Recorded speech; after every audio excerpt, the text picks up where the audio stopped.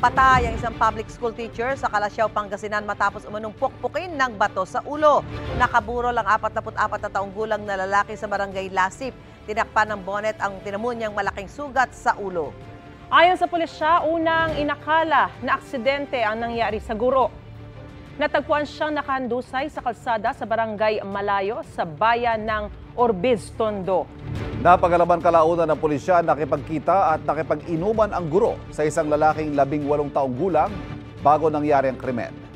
Itinuturing siya ngayong suspect sa pagpatay. Kapuso, para laging una ka sa mga balita, bisitahin at mag-subscribe sa GMA Integrated News sa YouTube. Sa mga kapuso abroad, samahan niyo kami sa GMA Pinoy TV at sa www.gmanews.tv.